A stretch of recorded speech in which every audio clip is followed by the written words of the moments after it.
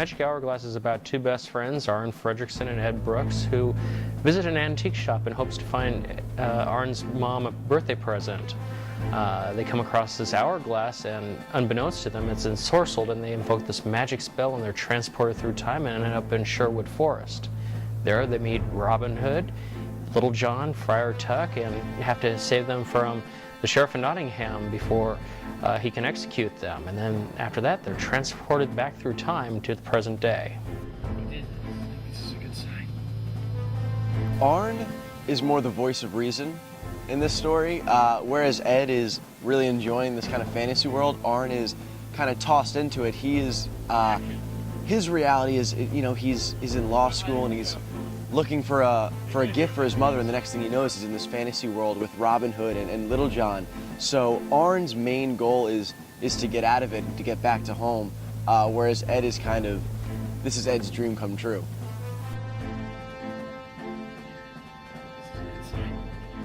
I love my character. I think any opportunity to just, where you have that much freedom to pretty much do whatever you want, as long as the energy's up and, you know, he's sort of fast-paced and always thinking and always going, just things are coming out rapid fire. It's a blast. It's good fun. You know, when I signed on to this profession as an actor, I thought it was all mansion parties and hookers. And now I'm sitting in... I'm sitting... The first thing that crossed my mind. Knowing that I was going in to do the Magic Hourglass, specifically doing the woodsman camp where Robin Hood, Little John, and Friar Tuck were living, I really put a directive throughout the whole film, be it the art direction, costuming, and set design, that this was supposed to be a fairy tale storybook, because that's what Robin Hood is, and he's folklore. So I didn't want it to be gritty or realistic. I wanted it to be like a fantasy. So we had to build a couple of tents. We used like these three like wooden logs that we had to like hammer into the ground, and then we put some wooden boards over them and a tarp. And we also had to tie some rope to some trees to make the clothesline. The biggest challenge that we had was every single day having to take the set down and then rebuild.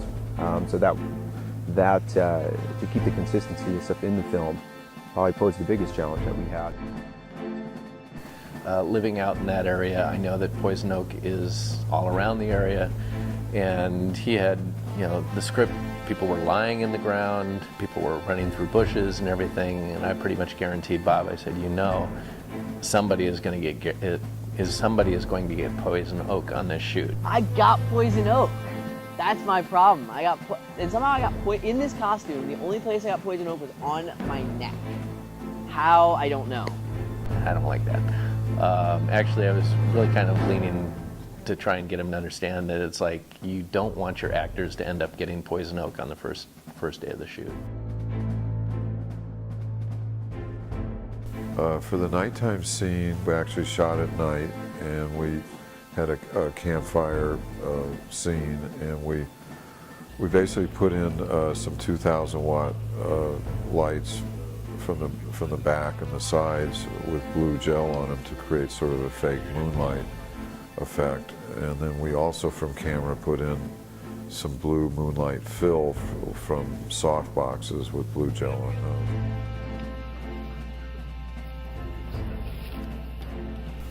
We had to create a fake fire in a fire pit with some logs because the state park didn't want us using a real fire at night. You know, we might have an accident and set something else on fire. But to make the fire look like it was a real fire, we had a small smoke machine with a tube going to under the logs, and then in the logs I bought a strand of sort of like Christmas lights, but they were from the Halloween store, and they had little flickering flames in the light bulbs, so we planted about 10 of those around the logs, so through the smoke you could see little flames flickering, and that's how we created a fake fire without, you know, lighting it, essentially.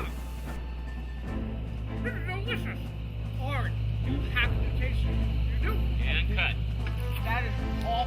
I almost lost it. I almost lost it. We went into the first fight, but... As far as the daytime shooting, the only problem that we really had there was fighting the light. Because the locations that we had the sun coming through the trees that were all over the place. We would be running into situations where our primary spot was in full sun, and 10 minutes later our primary spot was in shade, followed by 2 minutes later it was in full sun. So we were always battling the sun at that point. We had a window of opportunity from probably about 8 o'clock in the morning until about 2 o'clock in the afternoon when the sun went down behind the hill. And then it's like, okay, it's an overcast day. So, I mean, we were constantly battling the sun on the day shoot. During the day on our exterior day, we were trying to match in the morning an overcast look. So we had up a parachute stretched across some trees and a big 12 by 12 silk standing all the way up on frame. And the wind came up and blew down the 12 by 12 silk. It was pretty crazy. Down went the 12 by 12. Now, I didn't realize it when it first went down that it actually bent the C-stand. It broke one of them and actually bent the other ones. And if you know what a C-stand is and how sturdy they are, you'd be surprised that it's like that bent. But sure enough, it did.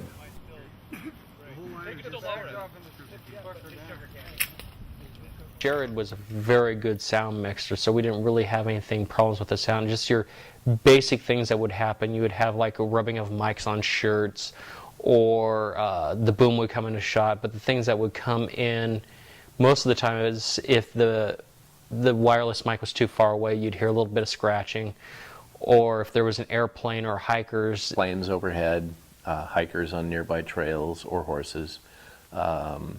Nothing really out of the ordinary. The only thing that might have magnified it some is because we were in little canyons or in a bowl at the end of a canyon, it would magnify the sound more and longer.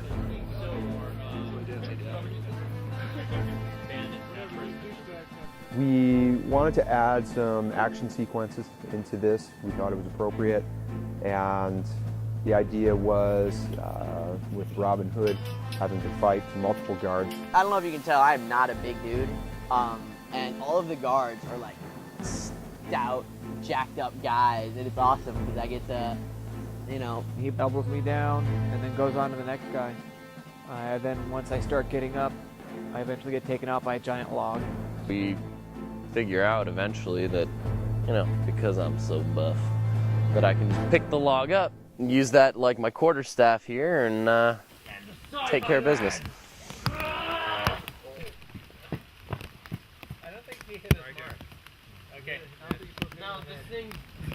When you bring in animals onto a set, the person that it really affects is the person that has to work with that animal.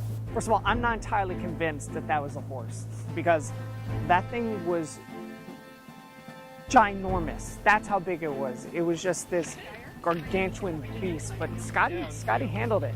He tamed it. He got that thing in check. Scotty is a jack of all trades, and that horse was a lucky horse that day. It was awesome riding the horse.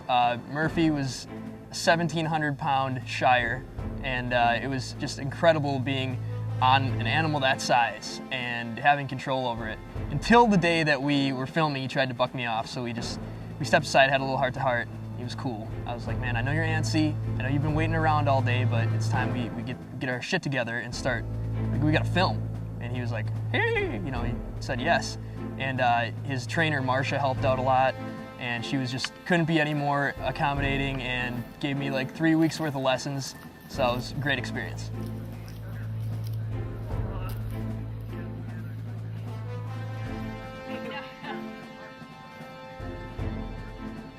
Overall production is it's a fun movie. This is definitely the most fun I've had. Such a great cast and crew. Everybody seemed to know what they were doing. There was no reason for me to play dictator or major manager. It was fun. I really enjoyed this one. So overall, it's been one of the better experiences I've had for an independent film. It was a lot of fun, a lot of hard work, but I enjoyed it. You know, I mean, I'm definitely sad that it's over, but working on it, I met so many great people, and a lot of the people in the cast have become really good friends of mine, so I don't necessarily see it as it being over. I'm confident that it's going to be a great film, and now I miss it. That's weird because it was sad when principal photography ended. Everybody involved was very, very professional and had great energy. And it was a good shoot. Principal photography is over. It's a relief because this one has been a lot of work. There's something special about this film that is ineffable. You can't put your finger on it. It's just something that is there. And I hope what is there and the hard work that everybody put into this will transcend to the public and have a positive reaction so we can continue on into the feature film Lanterns of the Dead with the characters Arn and Ed.